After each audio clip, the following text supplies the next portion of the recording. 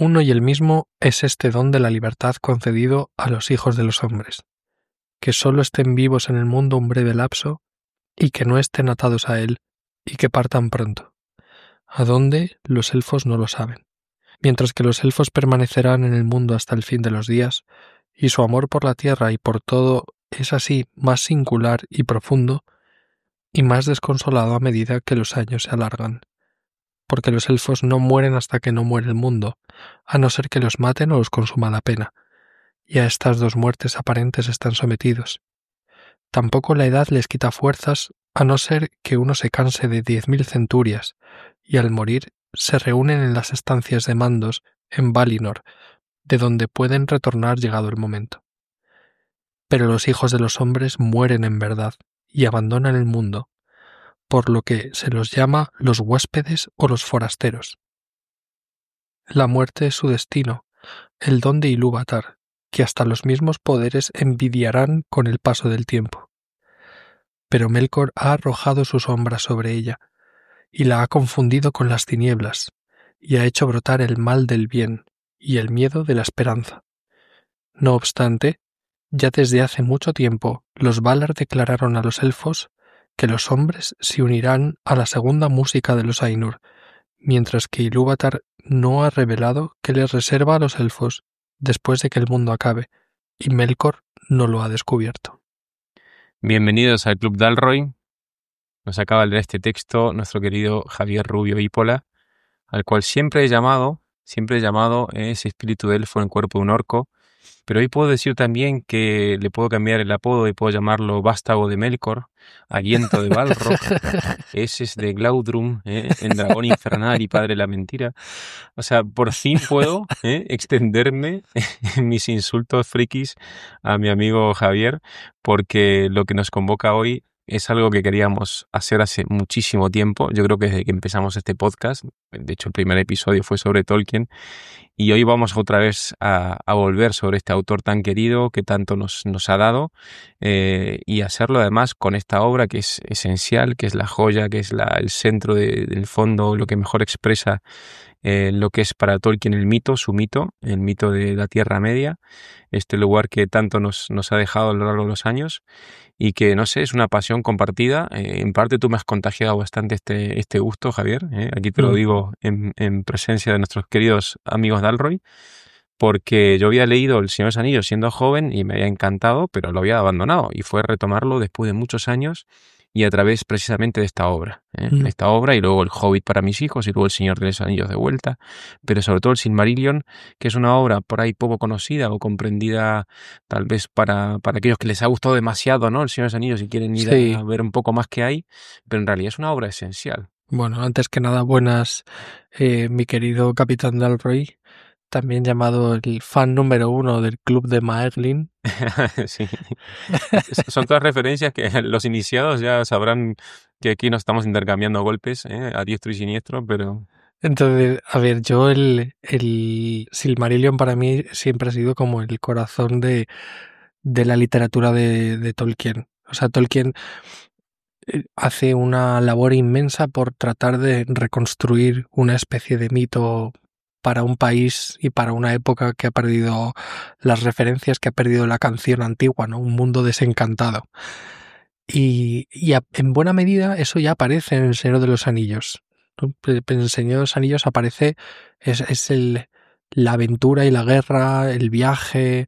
Hay temas que son interesantísimos, el amor, la pasión que tenía Tolkien por el lenguaje, su visión poética del mundo, pero resulta claro que es una historia que bebe de aguas más profundas.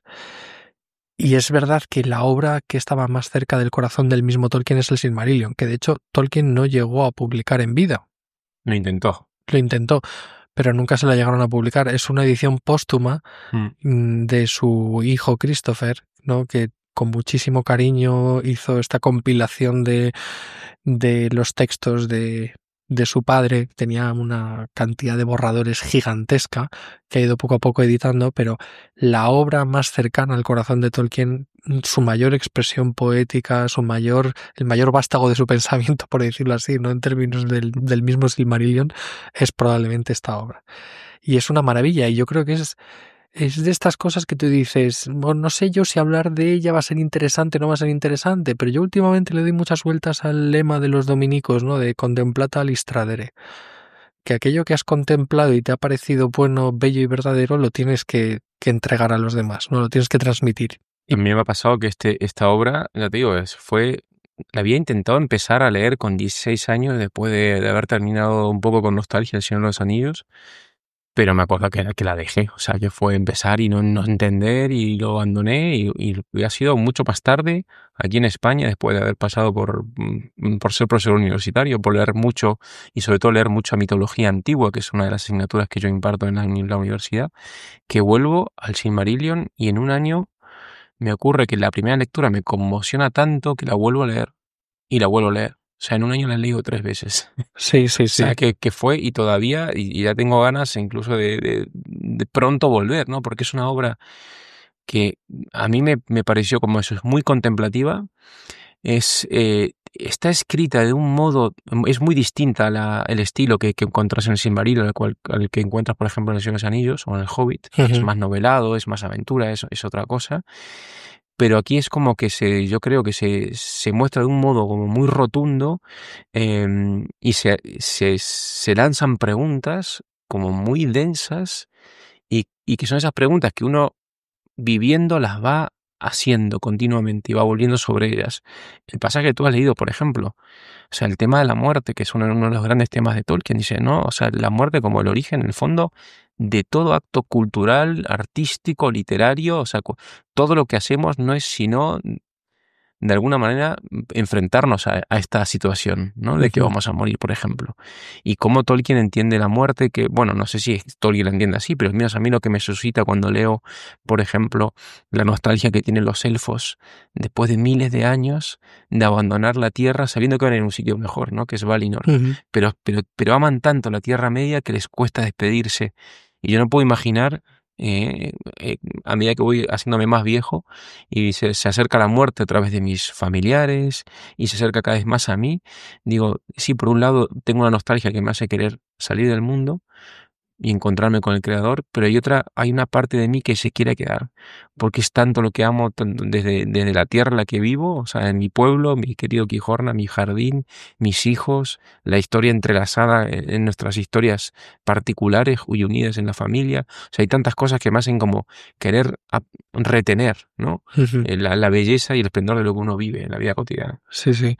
Y luego se ve muy claramente en este pasaje, además, que una coordenada que yo creo que es muy importante para entender bien el Silmarillion, y es que efectivamente está como en un lenguaje, casi yo diría que es como un clásico en relación con El Señor de los Anillos. O sea, El Señor de los Anillos sería como una novela moderna Sí, y el Silmarillion sería como un clásico, esa tal cual. relación, ¿no? Pero aparte nos da otra coordenada que es muy importante. Desde el punto de vista, no sé cómo decirlo, teológico, escatológico, el Silmarillion es anterior al cristianismo. O sea, Mm, no hay revelación, ¿no? La muerte sigue siendo un misterio. sí, No sabemos qué hay después, sabemos que es un regalo de Dios y sabemos que incluso los ángeles, los poderes, ¿no? Los Valar llegarán a tener envidia de los hombres, ¿no?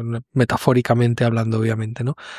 Pero ni siquiera ellos, que son los que han diseñado el mundo junto con Dios, conocen el misterio de la muerte y no saben qué es lo que Dios va a regalar a sus hijos, ¿no? Es como una especie de misterio. Y esto es lo que nos hace situarnos claramente en un mundo que es anterior a la revelación cristiana y en cierto modo que es ajeno a la revelación cristiana. De hecho, para los grandes conocedores de la mitología, como es mi buen capitán Dalroy, eh, hay muchos ecos de otros grandes mitos, ¿no? Que aparecen aquí en estos relatos, ¿no? Hay ecos del Kalevala, hay ecos de los Edas, de la hay tragedia ecos de la griega. tragedia Sí, griega, sí, sí. efectivamente. Pero todo en un lenguaje y en un tono que es eso, es precristiano. sea, estamos hablando de un mito en su sentido más antiguo y más Sí, original. arcaico, más originario. Y sobre todo que tiene eso que tú dices, me gusta mucho porque creo que él rescata, de alguna manera, poniéndose justo detrás de la revelación cristiana, rescata como las grandes intuiciones de la humanidad que está intentando rasgar, ¿no? Rasgar el velo de Maya, como dicen los indios, para aproximarse al misterio de la realidad. Entonces, dentro de las religiones paganas, de los mitos, está lleno de pequeñas como vislumbraciones, ¿no? O sea, como vislumbres de verdad. O sea, en mitos muy antiguos. O sea, a mí me encanta leer esos textos muy antiguos de la tradición china o de la tradición india o incluso, o sea, no lo sé, bueno, europeas, evidentemente, tal. Y de repente encuentras como dices, ostras, ¿y esto? O sea, qué intuición hay aquí, qué profundidad, qué anhelo, cómo nos habla a gritos de lo que es el ser humano y lo que tiene dentro y tal. Y cómo apunta de alguna manera a lo que luego la revelación revela, porque es que era inaudito.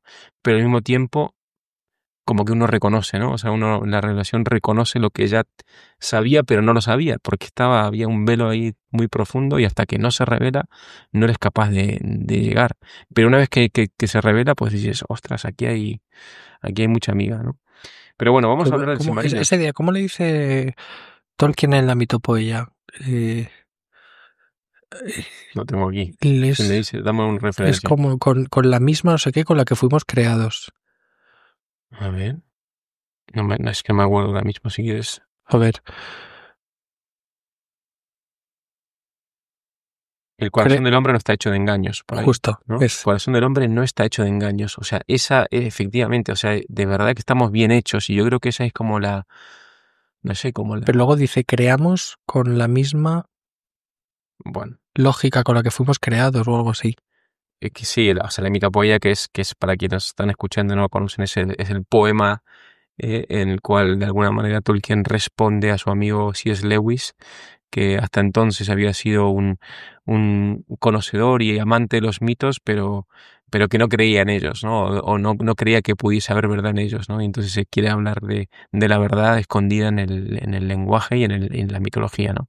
Entonces escribe este poema que es Mitopoeia, que es una maravilla, donde de alguna manera plasma para lo que es para él el mito, ¿no? Y el lenguaje también. ¿eh? Y a mí este poema me encanta porque es como, o sea, creo que en ningún sitio he visto de mejor manera contado lo que es la razón poética, o sea, ¿no? Cómo la palabra brota del contacto con la realidad que es tan absolutamente deslumbrante y, ¿no? O sea, es tan rica, tan preciosa, tan poderosa que el lenguaje solo puede ser poético. O sea, no puede no ser poesía con lo que se encuentra, ¿no? Ante el asombro de lo que se encuentra. O sea, que la realidad sí, los desborda absolutamente, ¿no? Entonces necesitamos recurrir a la poesía para dar cuenta lo más real posible de la realidad. Sí, Ujú. de hecho es muy interesante que la primera idea de Tolkien al parecer era escribir el Silmarillion como un poema, o sea, en formato de poema. Y esto tiene lógica con la idea de la creación, que es con la que arranca el Silmarillion, porque el Silmarillion habla de su propia creación, ¿no? El La Inúndale, que es la canción de Dios, es un relato precioso, un Dios que crea a los ángeles, a los Valar, ¿no? También Los llamados poderes. dioses, Sí, los que más es una poderes. idea muy, muy pagana, ¿no? Pero muy interesante. Sí, De Lidurgos. y les transmite su tema, ¿no? Por medio del fuego secreto, que es la inspiración que a ellos les sirve para empezar a cantar. Y Ujú. entonces empiezan a cantar según el tema que Dios les ha dado, pero cada uno con su propia voz, no como una sinfonía, armonizada con esta idea de Dios. Que ya te da la clave además de la realidad como una realidad dialógica en la cual no brota de un monólogo de uno mismo encerrado sobre sí, sino siempre en relación a una cosa que se le pone delante. En este caso, el tema que inspira, ¿no? O sea, si no hay tema, Efectivamente. no pueden empezar a cantar. Pero en el momento que se encuentran y se abren a esa realidad, brota el mundo. Y entonces ocurre que uno de ellos, de hecho el mayor de todos, Melkor, empieza a tocar su propio tema, ¿no? Quiere no recuerdo exactamente cómo cómo es la expresión, pero como que al principio la idea que lo mueve es una idea positiva, es una idea buena. O sea, él tiene como impaciencia por avanzar con el tema, ¿no? Porque la música alcance su plenitud, y entonces como que empieza a utilizar otro tema, o empieza a desvirtuar el tema original y a cantar según su propia lógica y no según la lógica de la armonía, con lo cual genera una confusión, ¿no? De hecho, dice el texto, pero a medida que el tema prosperaba, nació un deseo en el corazón de Melkor, entretejer asuntos de su propia imaginación que no se acordaban con el tema de Ilúvatar, porque intentaba así acrecentar el poder y la gloria de la parte que le había sido asignada. Efectivamente, ¿no? Y entonces esto al principio para Dios es un motivo de rebelión, y de hecho como que se levanta y frena la música y reintroduce un nuevo tema. Pero sonríe, la primera vez sonríe porque o sea, lo que creo que esa sonrisa de Dios, de Ilúvatar, ¿no? En ese momento es como que reconoce Ese deseo ese deseo de imitar. de imitar Sí, sí, a su padre, que es el creador, ¿no? sí, sí. Bueno, pero vuelve a lanzar un segundo tema, vuelve a desvirtuar Melkor la armonía original, y además empieza a generar confusión en los demás y empieza a arrastrar a algunos hacia su tema, con lo cual se genera una confusión. Y ahí es cuando ya Dios se levanta enfadado, ¿no? Sí. Y se levanta con un gesto de enfado, según la percepción de los Valar, precisamente porque ha generado esta confusión. O sea, no solamente ha sido su afán de crear que lo ha conducido pues eso, a imponer su propia lógica sobre la lógica del conjunto, o sea, a romper la armonía para seguir su propio criterio, sino que Sí, sobre además todo arrastrar a ha otros. arrastrado a otros, Sí. efectivamente, no ha implicado a otros en Si no su arrastrado, perversión. es lo que él desea, es como una especie de seducción, él quiere dominar, ¿no? Porque realmente nos Efectivamente, dice que quiere dominar, y de hecho yo creo que eso es uno de los grandes temas, ¿no? La tentación siempre ese, tiene que ver con el dominio y el control. ese va a ser el gran tema para Tolkien. O sea, el- la cuestión de la colaboración dialógica con el mundo, ¿no? La construcción creativa de la realidad frente al afán de dominio, que es despótico, que es tiránico y que es infértil. Sí, sí, por más él quiere que seamos creativos. Es que esa es la apuesta de Tolkien, Claro, ¿no? O sea, quiere que el hombre sea creador, o sea, subcreador, ¿no? Luego lo dirá de efectivamente. esta manera más, Bueno, y esto aparece continuamente en la obra de sí. Tolkien. Pero bueno, la cuestión es que por tercera vez Dios vuelve a parar el tema, pero esta vez vuelve a sonreír y les hace ver a los Valar el fruto de su música, ¿no? Y les hace ver el proyecto de la creación del mundo, ¿no? Y entonces él les muestra cómo, incluso con la disonancia de Melkor, de que de alguna forma él es capaz de integrar, surge una creación, surge algo bello, ¿no? Esta idea de, Sí, que quedan todos pasmados, asombrados efectivamente, y desean de todo corazón que sea real, porque hasta ahora es como un una proyecto, posibilidad, sí, algo en potencia. Y ahí es cuando dice Ea, ¿no? Que es el claro. nombre. Y es muy interesante porque es la palabra que es performativa, la palabra de Dios que es performativa, pero es una palabra que cumple un proyecto construido con otros, Exacto, que es la diferencia con otros mitos sí, sí, cosmogónicos. cosmogónicos antiguos que son performativos también, pero es lo que la divinidad manda y se hace y ya delimita, determina y cierra, ¿no? Que es como la palabra del soberano. Se hace Efectivamente, lo que el soberano dice. Entonces ahí se clausura cualquier posibilidad creativa. Sí, efectivamente. Y dice el texto que Dios manda a su fuego secreto para crear, ¿no?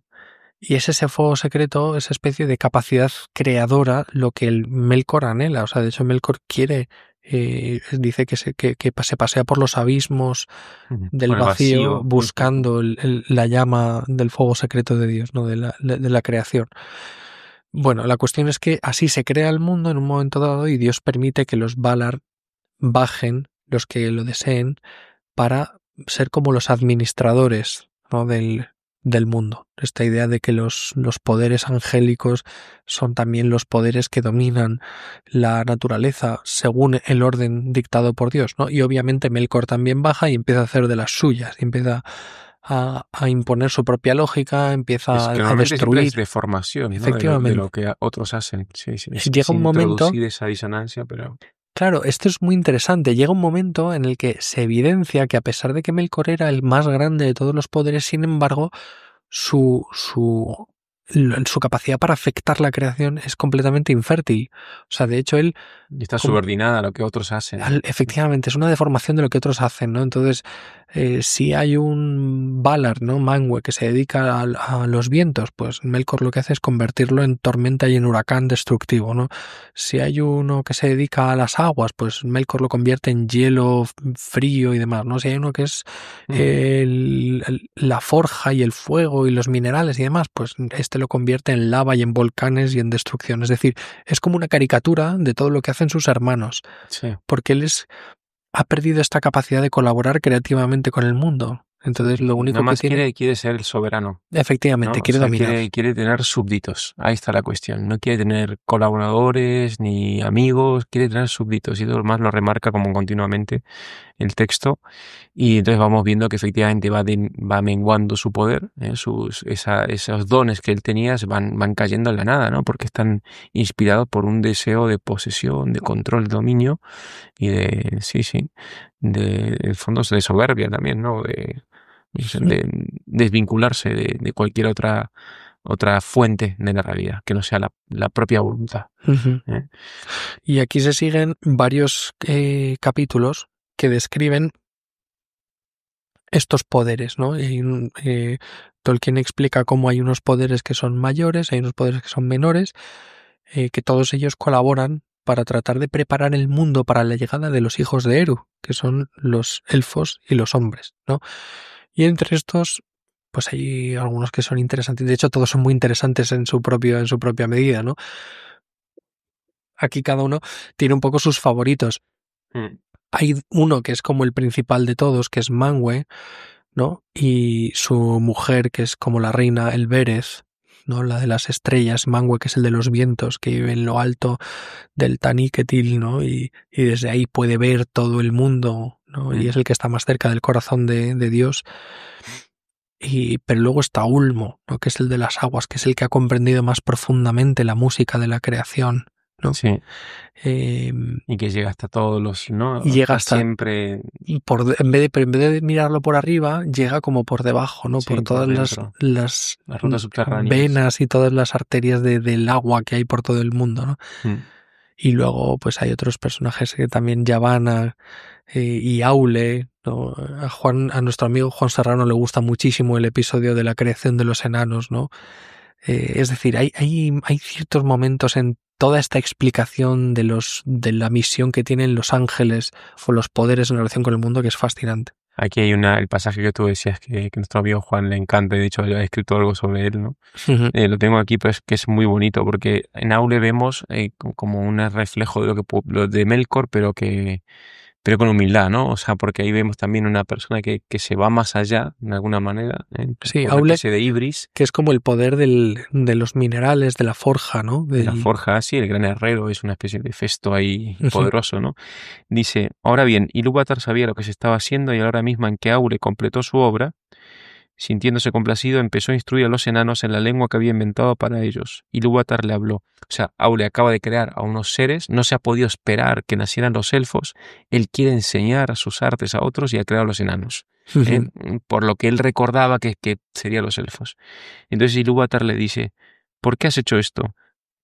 ¿Por qué intentas algo que está más allá de tu poder y tu autoridad, como bien lo sabes? Pues has recibido de mí como don solo tu propio ser y ninguna otra cosa. Y por tanto las criaturas de tu mano y tu mente solo pueden vivir de ese ser, moviéndose cuando tú los piensas, y si tu pensamiento está en otro sitio, quedándose quietos. ¿Es ese tu deseo?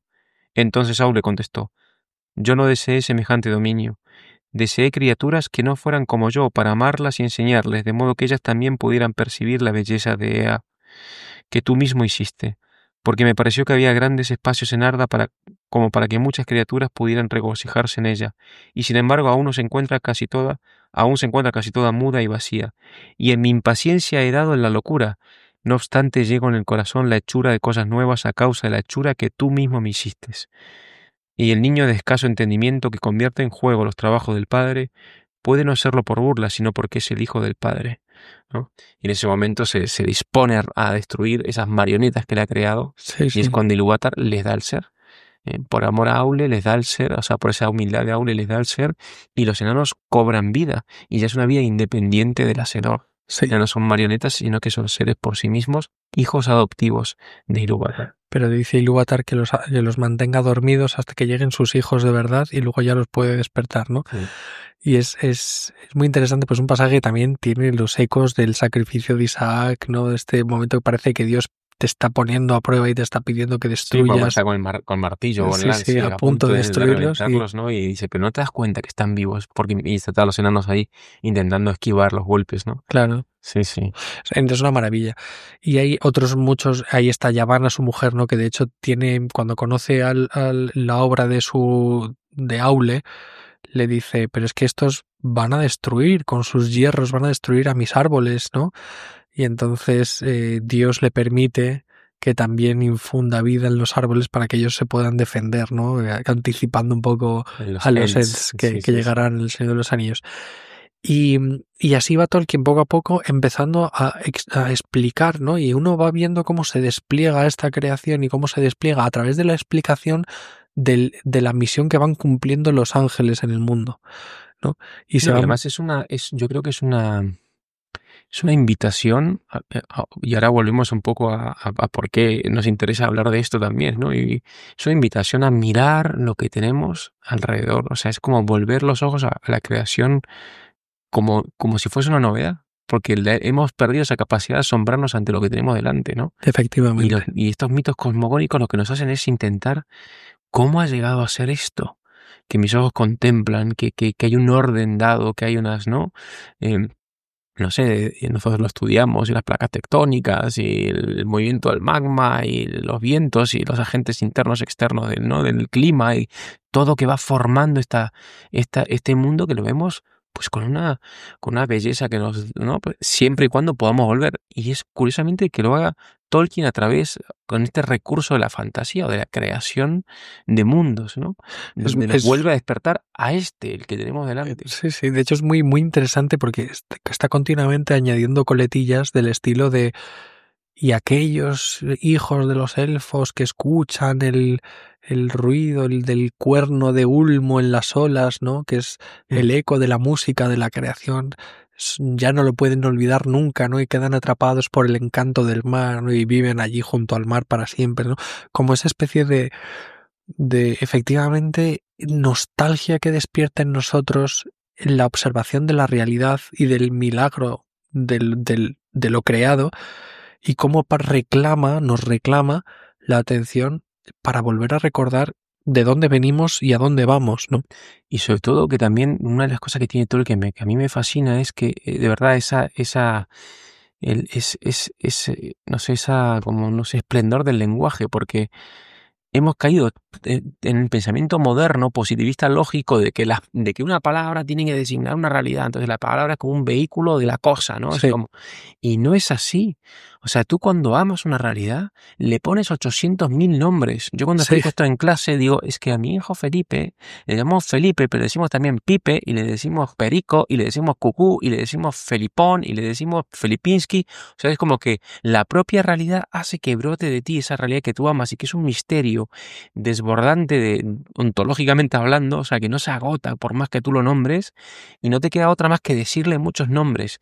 Y por eso eso explica también el recurso de Tolkien a partir de los elfos de continuamente estar como poniéndole muchos nombres a una misma realidad. O sea, es como que no se cansan de llamar a una misma cosa en 1000 nombres distintos, ¿no? Que dicen cosas distintas de esa realidad. sí, Porque hombre. el lenguaje no agota el ser de las cosas. Ahí está la clave. Hay un texto paradigmático de esto, ¿no? Que es la creación de los dos árboles, Bueno, que es al principio, antes de que existan el sol y la luna, los Valar disponen de dos árboles, ¿no? Que están en su reino, hecho por que Yavanna y Nienen. efectivamente por dos de los poderes que unen sus fuerzas para crear estos dos árboles, uno con las hojas doradas y otro con las hojas. Despertarlos, además. O sea, Efectivamente. cantarles para que despierten, sí, sí. Dice, uno de ellos tenía hojas de color verde oscuro que por debajo eran como plata resplandeciente, y de cada una de las innumerables flores caía un rocío continuo de luz plateada, y la tierra de abajo se moteaba con la sombra de las hojas temblorosas. El otro tenía hojas de color verde tierno, como el haya recién brotada, con bordes de oro refulgente.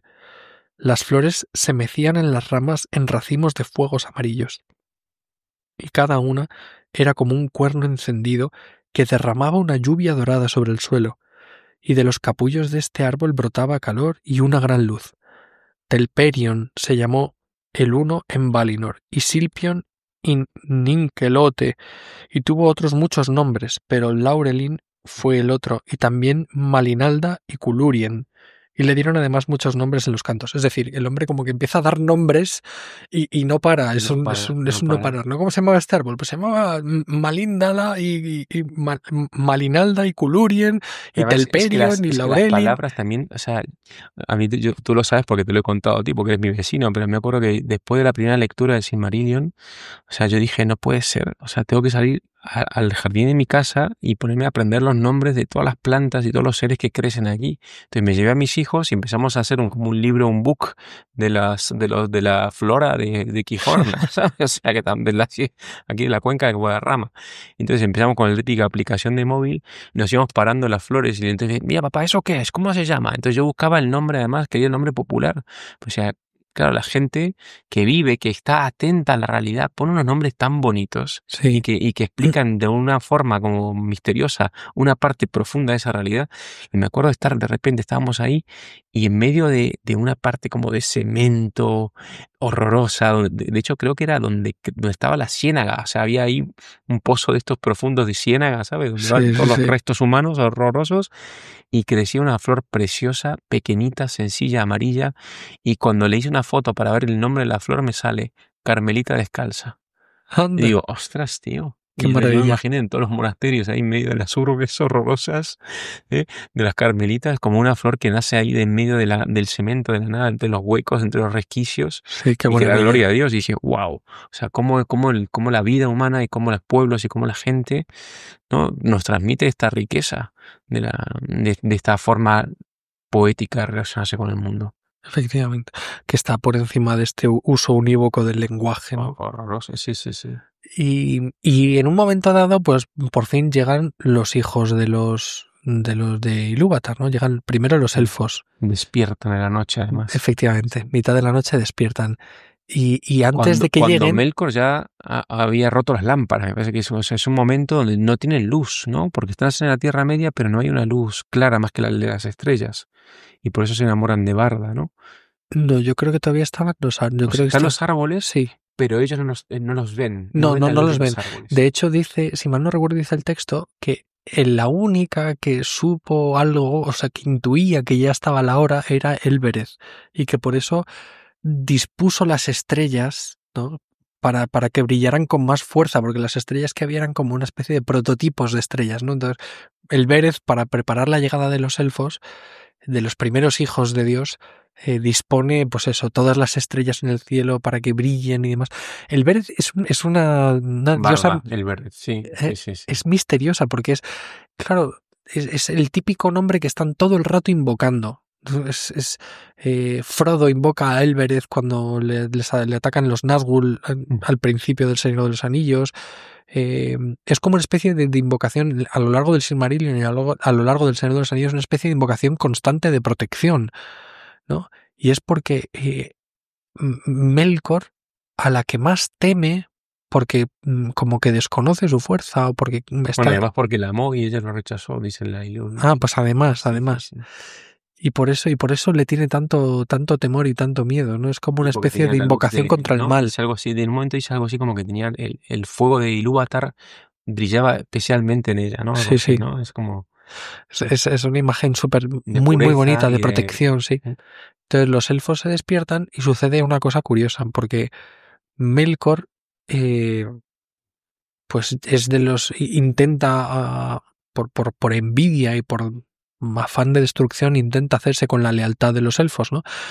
Y los poderes envían a Orome, ¿no?, que es un cazador, pues eso... Bueno, es el primero que los descubre. Ahora me está cazando Justo. siempre bestias y de repente fue el primero que los descubrió. Y entonces se los quiere llevar, ¿no? Pero hay algunos que lo temen, porque pues aparece ahí como un cazador gigantesco, con mucha fuerza, efectivamente. Y es muy interesante porque Melkor empieza a hacer campaña de...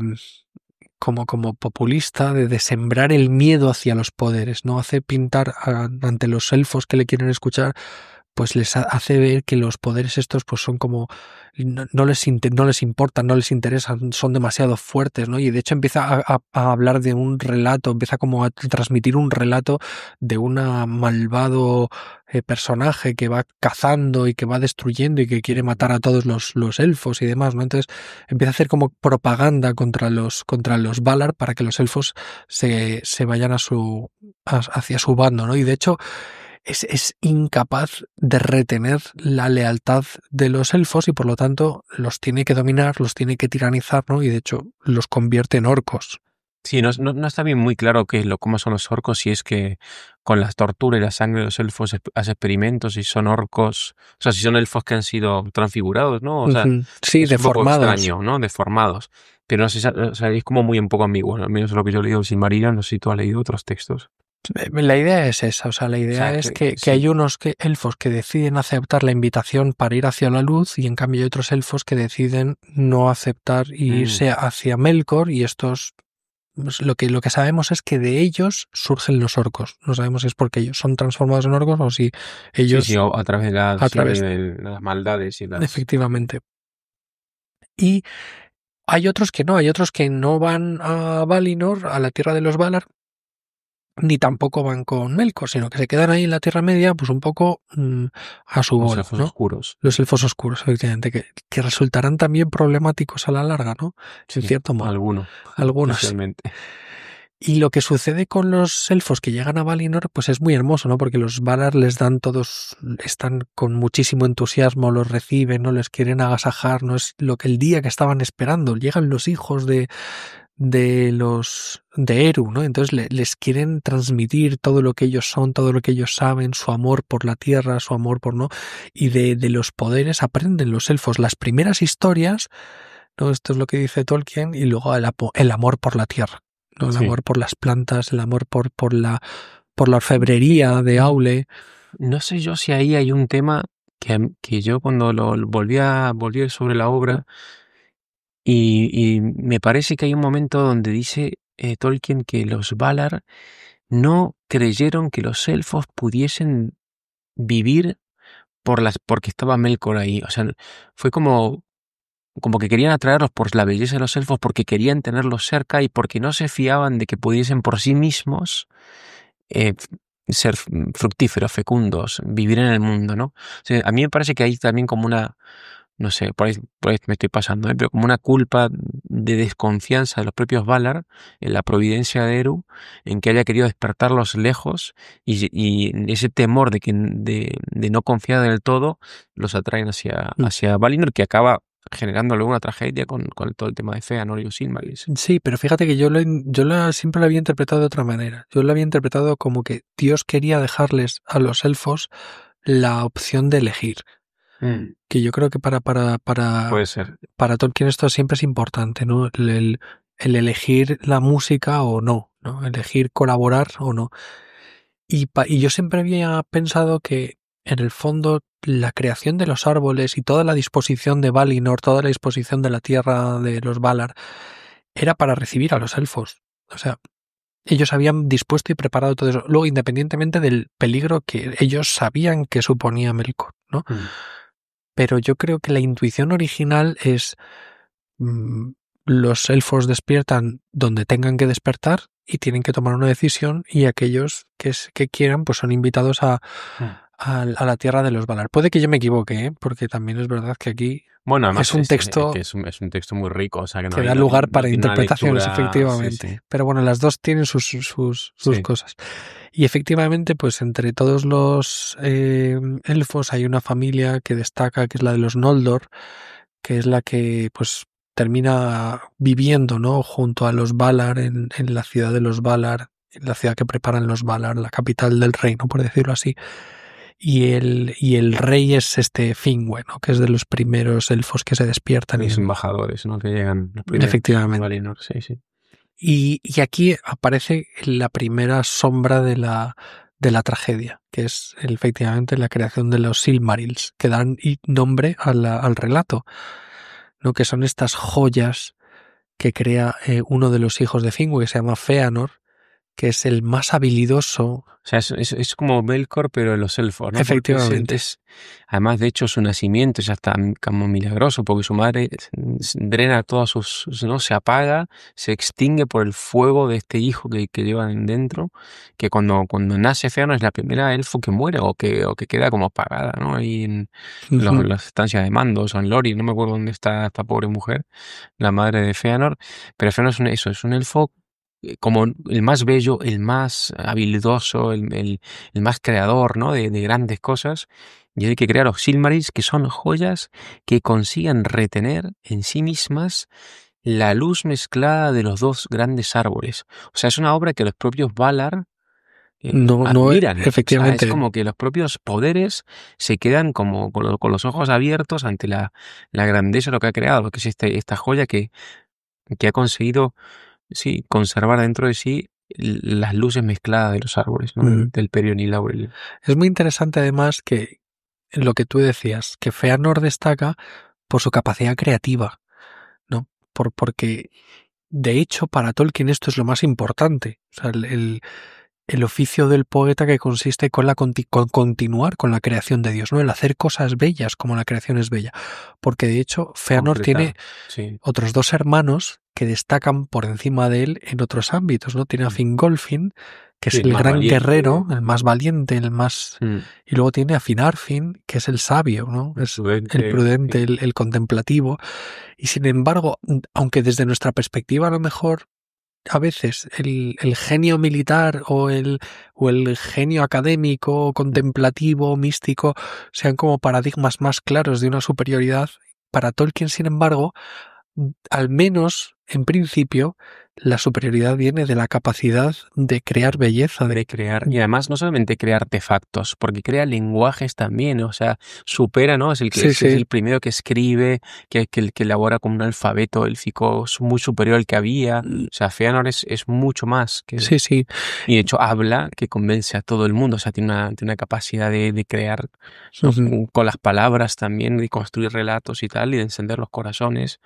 Y es un elfo espectacular, o sea, que deja a todo el mundo con la boca abierta. Y esto supone de alguna manera también un poco la condición de su caída, porque de hecho él llega a considerarse pues un pequeño tirano, un pequeño dominador, ¿no? Bueno, es lo que siempre se enamora de su... le dicen eso, no te enamores de la obra de tus manos. Es como siempre, ¿no? El mantra de toda la obra es no te enamores de la obra de tus manos. También dicha al poeta, al creador, ¿no? Sí. Y entonces, pues sucede que Melkor se entera de la existencia de estas joyas, destruye, ¿no? De una manera trágica los dos árboles originales, Telperion y Laurelin, y roba las joyas, ¿no? Bueno, antes es importante decir que Melkor fue en un momento retenido por los Valar, fue encarcelado, y después de muchas edades, de eones, podemos imaginar, vuelve a tener un juicio y él finge arrepentimiento, finge todo, y además se presenta ante los elfos como un bellísimo y poderoso Valar que dice buenos consejos, o sea, siempre bajo la apariencia de bien. Claro, que ese es el verdadero rostro del mal, ¿no? O sea, cuando se presenta con una apariencia de belleza, bien y luz, y sin embargo esconde intenciones de dominio, de poder retorcidas, de odio, de rencor. Y entonces va introduciendo mentiras. Antes de la caída de los árboles ya ha introducido mentiras y división entre la propia familia de Fëanor, ¿no? Y Fëanor se ha ido retrayendo cada vez más. Y ahí es cuando se ve la tragedia de la destrucción de los árboles. En medio de una fiesta de alabanza al creador, cuando todo el mundo está alabando, él se introduce con este horroroso... Un Goliath, ¿no? Un maya ahí horroroso, una araña terrible. Inyecta su veneno, ¿no? Y bebe y mata a los árboles, se apaga la luz, deja todo en oscuridad. Y ahí es cuando va a la tierra de donde estaba exiliado ya Fëanor, porque había sacado, ¿no? Había amenazado de muerte a uno de sus hermanos por estas mentiras que él había creído. Y ahí es cuando mata a Finwë y roba las joyas. Efectivamente. De hecho, yo no sabía que Tolkien, el odio que tiene hacia las arañas, manifiestamente claro en sus obras, puede deberse a que a él le picó una tarántula en Sudáfrica cuando tenía 4 añitos. y que desde entonces al parecer se le quedó el tema de las arañas como principio del mal, ¿no? Pero, pero más allá de esto, y ocurre una cosa que es tristísima, que es la desobediencia, ¿no? Que es como la gran prueba, la verdadera prueba que tienen que superar los elfos, que se convierte como en el rasero de los elfos, ¿no? Los Valar les dicen a los elfos que por favor que no vayan detrás de Melkor, que ya se encargarán ellos cuando toque, y los elfos que deciden pues no obedecer, ¿no? Deciden no obedecer o deciden ser leales a su pueblo, ¿no? Porque ahí vemos la figura de Fingolfin, Sí, que a pesar de que no quiere desobedecer a los poderes, y Sinarsin que acompaña un buen trecho también, sí. claro, que entienden que hay una lealtad hacia su propio hermano y hacia su pueblo, No los aunque quieren su dejar hermano, solos en la efectivamente, caída, sí. ¿no? Y de hecho están intentando convencerle de que vuelva, de que no se vaya, ¿no? Mm. Pero Feanor se empecina en el mal, se cree, se ve a sí mismo poderoso, ve a los elfos también muy poderosos y cree que puede hacer frente a Melkor y a arrancarle las joyas de, porque además los dioses le piden a Feanor que se le da los Silmarils para, para reparar los árboles, ¿no? Y Sí, Feanor se sí. lo niega. Se llega, dice, esto es más, pesa mucho mi corazón, ¿no? Es como la obra más anhelada Preciada, por sí, mí, o sí. más preciada por mi corazón, tal. Es Y una lo historia. único que hay un momento de posible redención, que es cuando él se entera de la muerte de su padre, que dice, era lo único que él amaba más que los propios Silmarils. Pero ya había caído a tal obsesión por lo que él ha creado, por lo que él ha hecho, por hacerse a sí mismo de alguna manera, que ya está, no, pero ese momento está todavía su padre como una especie de trascender al propio yo, ¿no? A la Ujú. propia creación, y sin embargo cuando muere pues ya sí se cierra sobre sí mismo y persigue a Melkor, y eso lo va a llevar a la primera gran tragedia, que es la muerte, ¿no? La muerte de los hermanos, ¿no? En los puertos de Cuando matan a los Teleri, ¿no? Ahí, Teleri. que no le quieren dar los barcos. Y entonces luego además obliga a parte de su familia a cruzar el mar por el hielo, Bueno, sí, eso que es terrible, es porque sus hijos mismos, Maedhros, que es el hijo mayor, ¿no? El heredero, diríamos, ¿no? O sea, en un momento dado, para quien no conozca la novela, spoiler alert, no tenemos que haberlo dicho hasta el principio, estamos contando un poco la situación, sí, pero da bueno, igual, porque el spoiler no sirve para nada. Pero bueno, en ese momento van a matar a unos elfos porque se niegan a darle los barcos, y entonces entran en combate con ellos y matan y riegan el mar de sangre, ¿no? los destruyen, sí. Y se llevan los barcos, roban los barcos de los Teleri y cruzan el mar, pero cruza solamente un contingente y el otro queda esperando la vuelta de los barcos para poder cruzar. Y ahí es cuando, llegando a la Tierra Media, ¿no? Feanor dice, quemad los barcos. Qué mal todo. ¿No? Y Maedhros dice, pero no, ¿quieres, padre, que yo guíe a los marineros para retornar y buscar a nuestros hermanos? Dice, no, quemad los barcos. Los que estamos son los que necesitamos, ¿no? Los fieles, los nuestros, no ellos, no los otros. Y abandona a los otros pues eso, a tener que cruzar y morir en el intento, una zona que era infranqueable, Sí, sí. digámoslo así. Y a pesar de todo, cruzan, entre ellas nuestra querida Galadriel, Sí, y los hijos de de Fingolfin. Fingolfin. Y entonces sucede la batalla, la gran batalla, primer gran enfrentamiento entre los elfos y Melkor, que pierden los elfos, ¿no? Y hay escenas que son absolutamente épicas, el enfrentamiento entre Fingolfin y, y Melkor, la muerte de Feanor. Hmm. Hay escenas que son Sí, absolutamente... llegan primero los elfos y se encuentran con que Melkor ya había empezado a conquistar todo el territorio de la Tierra Media, de lo que es Beleriand, le llaman esa tierra, donde estaban todavía los elfos que no habían cruzado a Valinor, que habían formado reinos, entre ellos el reino de Thingol. Pero en ese momento, cuando está Melkor avanzando, llega de improviso Feanor con sus barcos y detiene el avance de los orcos y las tropas de Melkor, pero en ese primer combate va a morir Fëanor, ¿no? Fëanor al final muere y había hecho jurar a sus hijos de que nunca descansarían hasta no tener las joyas, ¿no? Y esa promesa que es una blasfemia, ¿no? Es un sacrilegio porque dice, aunque la tenga un Valar, nosotros iremos tras él. O sea, nadie puede reclamar las joyas más que Fëanor y sus hijos. Y ahí quedan todos atados a una especie de como de destino trágico de que por querer continuar con esa persecución de los Silmarils acabará produciendo mucha muerte, dolor, destrucción. Y bueno, Efectivamente. pero bueno, la historia se abre ahí, ¿no? Es el segundo gran episodio o el tercer episodio ya de esta historia, que es los elfos y los reinos de Beleriand, ¿no? Efectivamente, la configuración de los reinos de Beleriand, la llegada de los hombres, y después de la llegada de los hombres... Que es espectacular ya los hombres. Sí, es precioso. Porque la Tierra Media, para que nos ubiquemos más o menos, tenemos a un lado, al oeste, Valinor, en el extremo del mundo, un enorme mar infranqueable, y luego llega la Tierra Media. Pero la Tierra Media está cercada por montes, por grandes montañas, y luego hay una tierra al este desconocida. Que ahí es donde van a nacer los hombres y donde sabemos que también hay elfos, pero no se sabe nada, ¿no? Es como un misterio. Y en un momento dado, cuando ya están configurados los grandes reinos de los elfos y cercando todavía las grandes familias Noldor, el reino de Melkor, llegan huyendo del este, donde reina de alguna manera el mal. Sí. Los primeros hombres que buscan la luz, que han oído historias de que hay una luz, justo. ¿no? En el oeste, y se van por esa intuición. Solo algunos, los más atrevidos y los más valientes, han cruzado las grandes montañas y llegan. Y ahí se encuentran, claro, de repente están en un lugar nuevo, peligroso, y el primero de los elfos que se hace amigo de los hombres es mi querido, el hermano de Galadriel, ¿cómo se llama? Finrod Felagund, sí, Finrod. Que va y les canta por la noche. Les canta, y una canción tan hermosa que los despierta y todos creen que están soñando. Pero y los encanta. Los encanta. Es que la Esa palabra es espectacular. Es muy potente. Y con la llegada de los hombres, además, sucede, ¿no?, que se establecen pues estas primeras familias con grandes héroes, ¿no? Entre ellos un tal Beorn, un tal Beorn el viejo, sí.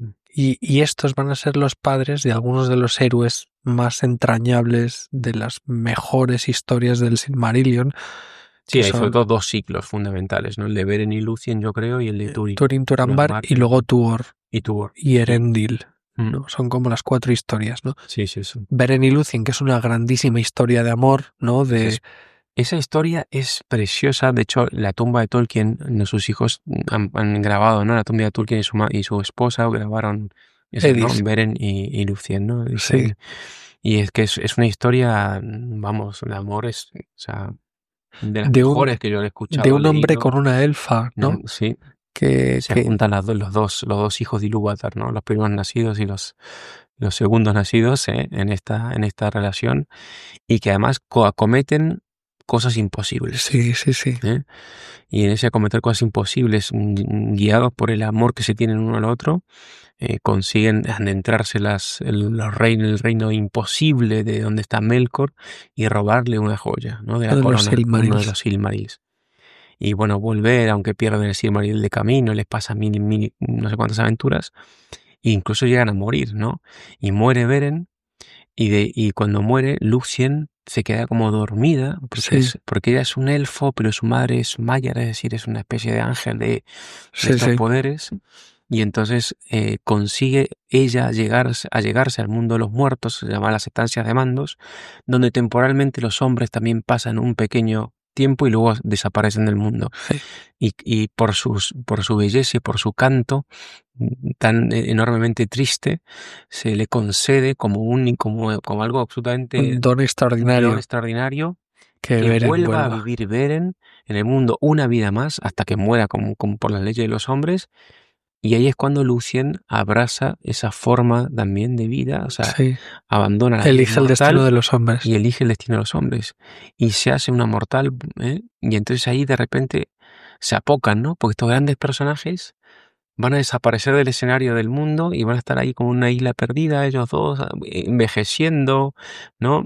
Sin sin la belleza de antaño, sin el esplendor de antaño, y sin embargo sabemos que a mí me recuerda mucho como a esos dos grandes momentos de lo que es el amor matrimonial también, Sí, o sea, lo que es el amor conyugal, que es un la etapa de, vaciamiento total por amor al otro, o sea, primero la etapa de la juventud sí, aventurosa y sí, sí, el amor aventurera, romántico, ¿no? incluso, sí, Y sí, sí, demás, y ideal y luego tal, y no, y yo elijo esto. sí, y Elijo envejecer contigo y morir contigo, ¿no? Entonces hay un vaciamiento total de esta figura de Lucien que a mí me parece muy, también tiene ecos, evidentemente, yo creo, de la teología claro, cristiana. claro. Y luego que se convierte en semilla fértil Del de lo que salvaje, sucederá después, ¿no? Porque aquí ya se de está línea directa de lo en- que, de la posteridad. entretejiendo la historia del Señor de los Anillos, ¿no? Y es muy bonito porque en el fondo de nuevo vuelven a aparecer los temas de la canción, Lucien que canta, ¿no? Beren la escucha su canto en el bosque, se siente atraído, entonces la ve bailando y se enamora de ella. Bueno, y de hecho uno de los nombres que él le da sin conocerla se le queda para siempre, Tinubiel, ¿no? Viejo y Tinubiel, señor. En un momento no sabe cómo se llama, y le llama pero así. la ama ya y entonces cuando escapa le grita Tinubiel, ¿no? Sí, Y entonces en ese grito ya se le fija para siempre y nosotros la conocemos como Lucien Tinubiel, ¿no? De vuelta, lo que es el lenguaje, ¿no?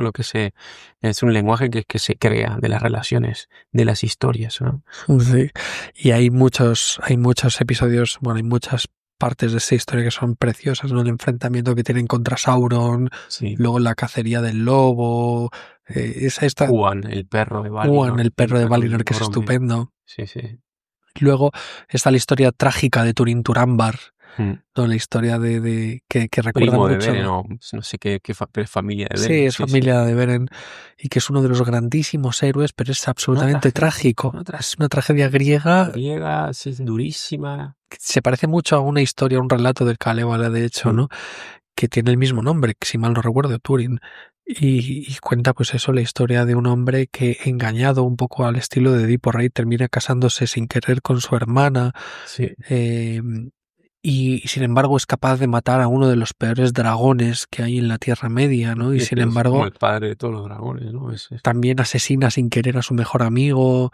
Es una historia que está es una toda historia de cosas que le pasan terribles al pobre Turing y que se va sobreponiendo a ellas, y por eso la misma historia nos hace que nos resulte muy simpático y muy amable a pesar de todo lo terrible que lo Sí, rodea. Y es todo castigo por su padre. O sea, sí, de hecho es la figura de Melkor que ha sacado a Urin, ¿no? Que fue uno de los grandes héroes de una batalla, el más grande de los guerreros o de los hombres, efectivamente, ¿no? ¿no? Que incluso retó, ¿no? O sea, se burló de él cuando intentó torturarlo para que revelase, no sé qué, ¿no? Revelase la localización de Gondolin, Sí, de la ciudad de Gondolin. Él se rió de él y lo llamó cobarde, lo insultó y y como como castigo castigo, maldijo a su familia y lo puso en un pedestal altísimo para para que que viera viese. Sí, todo lo terrible que iba a pasar con su familia, ¿no? sí. Y Es Urin lo muy duro ve. esa historia porque al final también el mundo y la existencia está llena de historias trágicas que no tienen un final feliz. No, Y entonces uno está esperando, ¿verdad? La redención de esas historias. Hace poco escuchábamos el testimonio de Gregor, ¿no? De Gregor, este hombre de Benín, sí, ¿no? sí, Esa historia que él contaba de aquel enfermo que se terrible. encontró prácticamente crucificado, ¿no? Pudriéndose en carne, tal, y uno piensa, y esta vida, ¿no? Y cuántas vidas así, Claro. y estamos como esperando también esa redención. Y es interesantísimo porque en sí mismo el caos es principio de destrucción, de confusión, de maldad, y la maldad no tiene sentido en sí No misma. tiene sentido, no tiene, sí. Lo No es una interesante, porque, no sé, sí. no, lo interesante es que el lector se da cuenta de que más allá de eso hay un sentido último Mm. que no tiene tanto que ver con el mal que le sucede a Turing, sino con lo que él es capaz de hacer a pesar de ese mal, ¿no? El Sí. haber derrotado a Eso es muy Glaurung. griego también, ¿eh? Eso es muy griego. Sí, no, haber derrotado a ese dragón es lo que posibilita ¿no? De alguna manera, que el Sí, que su primo triunfo, ¿no? Tuor al mismo tiempo pueda Efectivamente, escapar, porque toda ¿no? La mente de Melkor está obsesionada con Túrin, con Túrin, y eso permite que este que otro Tuor, personaje secundario, en ese momento, luego cobrará importancia, llegue hasta Gondolin, ¿no? Y consiga de alguna manera llevar la semilla de esperanza para que la historia sí, es una prosiga. especie de sacrificio para que lo demás pueda darse, ¿no? Y luego está la historia de Tuor, que es preciosa, ¿no? Del mensajero que llega a la ciudad secreta de Gondolin, enviado por Ulmo. Pero es desoído también, sí. Sí, pero al que no le hacen caso, ¿no? Le hacen caso a medias, ¿no? Y sin embargo él lucha hasta el final para salvar al pueblo de los elfos, ¿no? Y se termina casando con la princesa de los elfos y tienen su hijo Erendil, el marinero, que va a ser el último portador de los Silmaril, ¿no? Y que se va a convertir en una estrella para los elfos Sí. y que va a traer la redención a los hombres. Son todos arquetipos, el arquetipo del viajero, el arquetipo del redentor que no es escuchado, el arquetipo del héroe trágico, el Sí, o sea, arquetipo del... recoge Tolkien de alguna manera tantas historias, sí, que han cuajado en nuestra, ¿no? Pero todas las envuelve en ese tono poético suyo de que tiene que ver con el canto y con el crecimiento del canto y con la reproducción del canto. Juan y yo escribimos un artículo sobre el significado del agua en el Silmarillion, en el mundo de Tolkien. Pero es que es verdad, el agua como ese recordatorio de la creación de Dios, ¿no? Que es el canto de las olas, que es el canto del...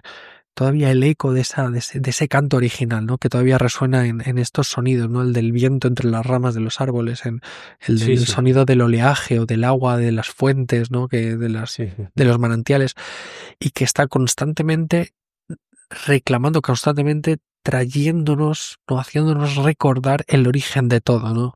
Sí. El origen ese afán que tenemos por volver a la casa del padre, que es de donde ha nacido todo, ¿no? De donde nacen todas las historias, de donde nace... Bueno, de hecho, no son los elfos de las falas los que son los que se enamoran del sonido del mar, porque recuerda al canto de Efectivamente. Ainur.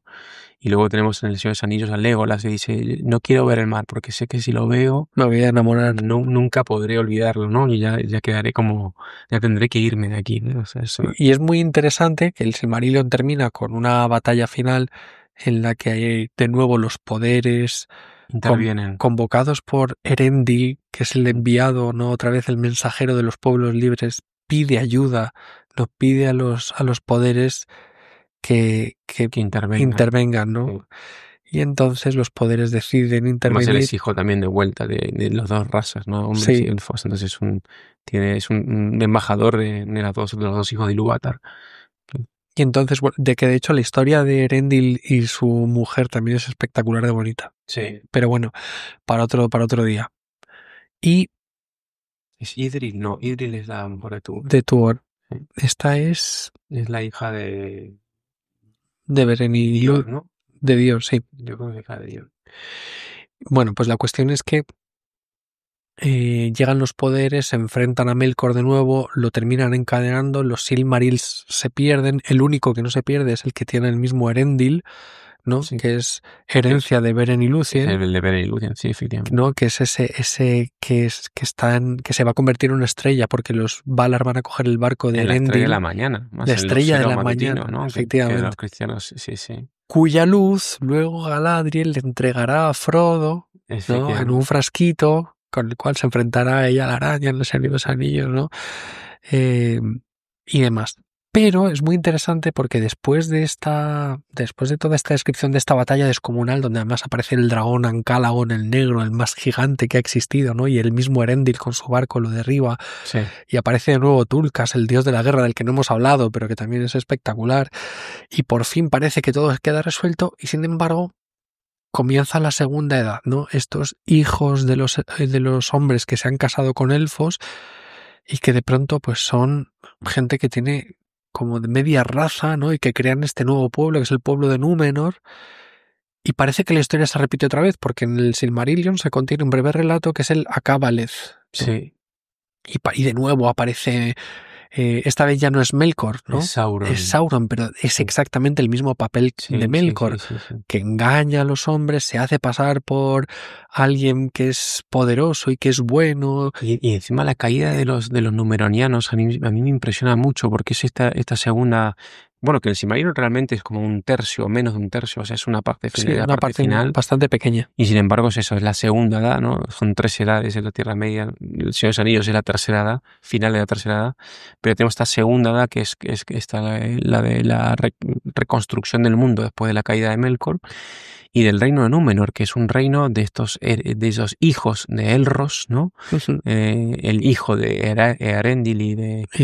Sí, no me acuerdo su madre, pero vamos, que es como... Y de los hombres fieles de las 3 casas que han querido fundar un reino muy cerca de Valinor. De hecho, está tan cerca que hay gente que puede llegar a ver el faro de una de las islas de Valinor, ¿no? Con mirada penetrante y tal. Y sin embargo, lo que hunde a esta civilización es la angustia ante la muerte.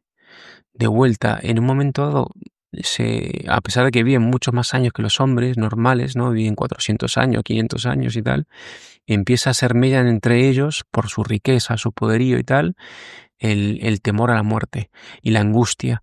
Entonces ahí es como se dejan convencer por esta angustia de la muerte, por Sauron, que se presenta hermoso y de sabias palabras, y finalmente va a llegar a la debacle total, a la escala de a la destrucción de este reino, de Atlántida, ¿no? De este reino que se sumerge, porque los hombres intentan conquistar el reino de los Valar, ¿no? Guiados por Sauron. Pero previo a ello, o sea, tú ves como hay todo como un periodo donde hacen lo que sea por extender más la vida, hasta el punto que llegan a los sacrificios humanos. Sí. Y el templo dedicado a Dios, que es un templo además no sacrificial, sabemos que las primicias de las cosechas las llevaban normalmente y hacían una fiesta en torno a esta divinidad. De repente vemos el lado B de las religiones también paganas.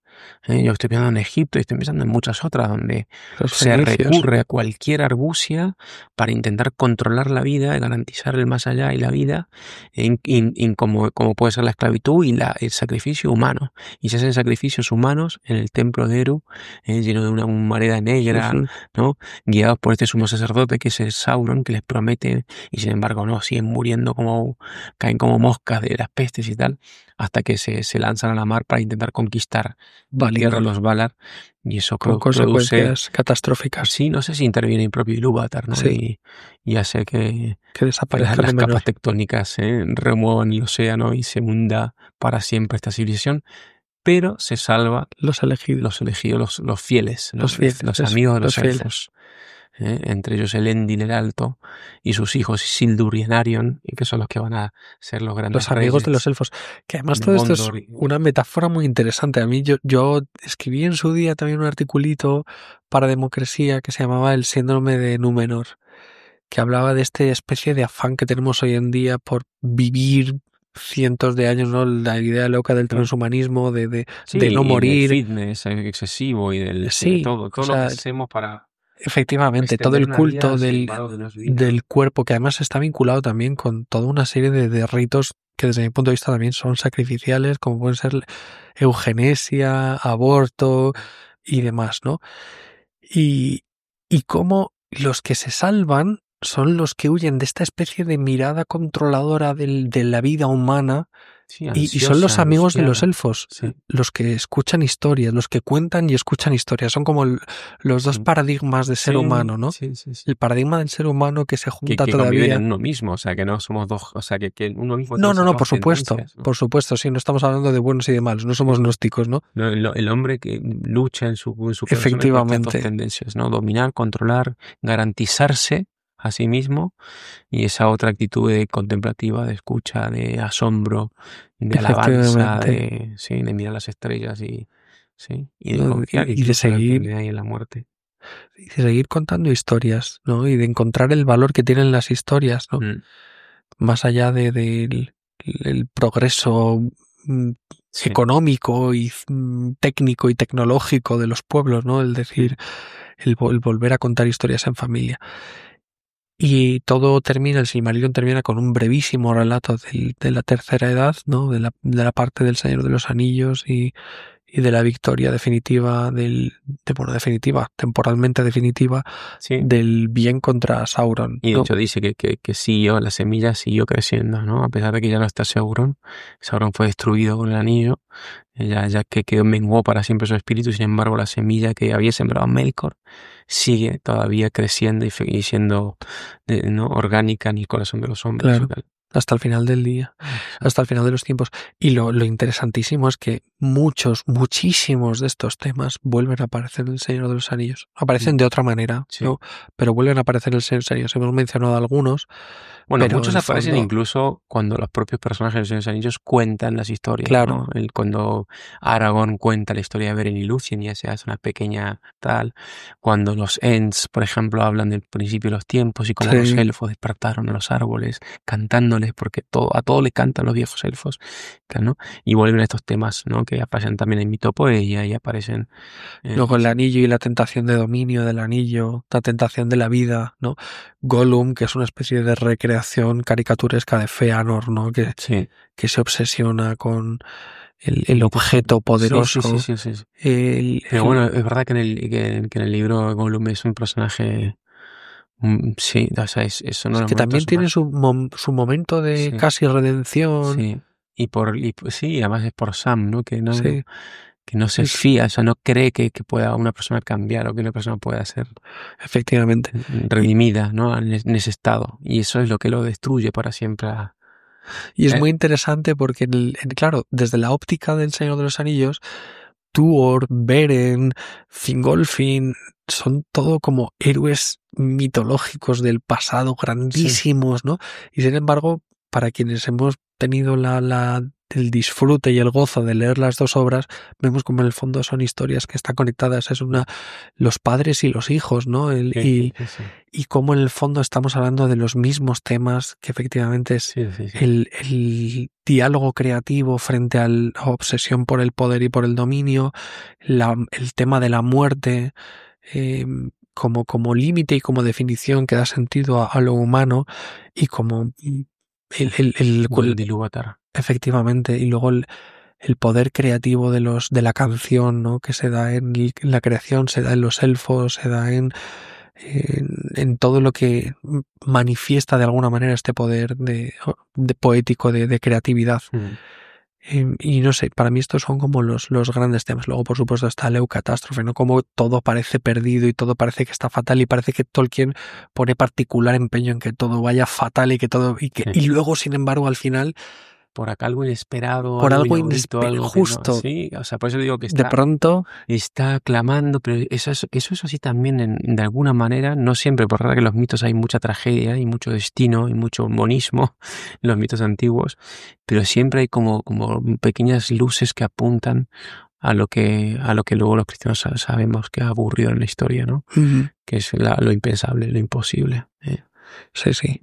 Pero bueno, a mí me encanta, o sea, es una obra... Yo creo que ya para ir cerrando. Necesaria. Es una obra que, o sea, podríamos estar hablando mucho más rato. O sea, nos hemos dejado muchísimas cosas. Y eso que eso está siendo un episodio muy largo. O sea, esto para mí no es un episodio de grandes libros al uso, porque no estamos hablando en clave de literatura, estamos hablando más en clave vital y de... Sí. Y de... no sé. O sea, sí, a mí sí, no sé. O sea, y más, yo recomiendo, si no se puede leer, o sea, yo lo he escuchado también en audiolibro. Y de verdad que hay versiones muy bien grabadas de audiolibro y yo creo que es una historia para escuchar en voz alta. O sea, de hecho se les he contado a mis hijos, mientras le iba yo con la obra, iba contándosela por las noches a mis hijos y ya se conocen todo el panorama y les conmueve igual. Incluso les he puesto algunos pasajes, por ejemplo, Beren y Lúthien lo han escuchado entero, ¿no? Y están fascinados porque es una historia, primero, muy bien escrita. Es bellísima, está llena de luz y de poesía. Y habla a temas que están profundamente arraigados en nuestro corazón. Es como que toca el corazón totalmente. O sea, es una obra de verdad. O sea, para mí está a la altura de los grandes clásicos y de las obras que conmueven, que enseñan, que educan y que las puedes volver a leer y leer y leer y no se agotan, porque aquí está el alma de Tolkien al final, yo creo. Sí, Un hombre muy sensible, con un amor enorme por la realidad, por el lenguaje, por las palabras, por el ser humano, ¿no? Y con una profundísima fe. Yo creo que este hombre, yo leo el Silmarillion y digo, Tolkien reza la liturgia de las horas, claramente, porque a mí los salmos, o sea, están como repartidos en el Silmarillion, sí. ¿no? Y hay un hecho, yo no sé si existe esto en la literatura, porque yo tampoco conozco toda la literatura, ni muchísimo menos, una tarea absolutamente imposible, pero yo no conozco a nadie que haya sido capaz de reproducir el tono del mito antiguo como lo hace Tolkien. Nadie. O sea, ni de lejos que se parezca a esto. O sea, cuando lo lees te da la sensación de estar leyendo verdaderamente un mito antiguo particularmente bien escrito. Sí, porque sí. Sí, lo que tienen los mitos, que es muy difícil de conseguir, yo creo, es que cuando uno lee mitos directamente, o sea, relatos que nos llegan de ecos de mitos, porque más normalmente son versiones incluso de Claro, mitos sí. todavía mucho más antiguos, pero aún así todavía se puede palpar como el absoluto asombro de la mente humana, de la mirada humana que está descubriendo la inmensidad, ¿sabes? O sea, la belleza, el la fondo. infinitud. Sí, el ser que está ahí como palpitando en las cosas que uno tiene delante y está como conmovido. Entonces ahí es eso, es prorrumpir en un canto. Entonces los mitos son cantos ante el esplendor de la realidad. De una o sea, son primitivos, no sé cómo decirlo, son como Sí, las no, primeras que lo palabras dices de un muy bien. niño, pero que son mucho más hondas que las que puede decir un catedrático. Es que es como, ¡pum! Es la primera, ¿no? O sea, es como lo que a mí me nace de ponerle 20.000 nombres a mi hijo, ¿sabes? Es como esa, no sé, ese amor y ese asombro y esa incapacidad de abarcar. Entonces, eso se plasma mucho en los mitos. Y además de todas las culturas, o sea, de verdad. Que no me crea, pues que se ponga a revisar estas cosas. Pues aquí que terminamos aquí nuestro pequeño homenaje al maestro Tolkien. Espero que no sea el último episodio que grabemos. Lo mismo, de que nos expulsen los demás Dalroy. Sí, lo mismo. Esto es una locura que no le interesa absolutamente a nadie, pero a nosotros nos apasiona, como yo creo que ha quedado suficientemente claro. Y yo quería hacer este episodio. Y lo quería hacer con Santi. Me hubiera gustado que hubiera a lo mejor alguno más aquí presente, pero vamos, yo creo que está muy bien. Así que nada, no recomendamos más libros que el mismo Silmarillion. Que lean, que escuchen en Audible, por ejemplo, hay una versión preciosa del Silmarillion, y la edición de Minotauro en español está muy bien. Claro, y lo que sucede siempre con estas cosas, que quien pueda obviamente leerlo en inglés, pues el original siempre va a ser muy superior, ¿no? Pero aún así, la traducción española es muy buena y el audiolibro merece la pena. Así es. Pues nada, muchísimas gracias. Hasta pronto. Queridos amigos del Club Dalroy, muchas gracias por escuchar este episodio. Os animamos, si no lo habéis hecho ya, que os suscribáis a nuestros canales en Spotify, en YouTube, donde pronto empezaremos también a publicar algunas entrevistas y contenidos interesantes. Y por supuesto que si creéis que este episodio puede interesarle a alguien que conozcáis, que nos ayudéis a darlo a conocer. Y también que nos pueden seguir en redes sociales, Twitter, Instagram, y escribirnos cuando quieran.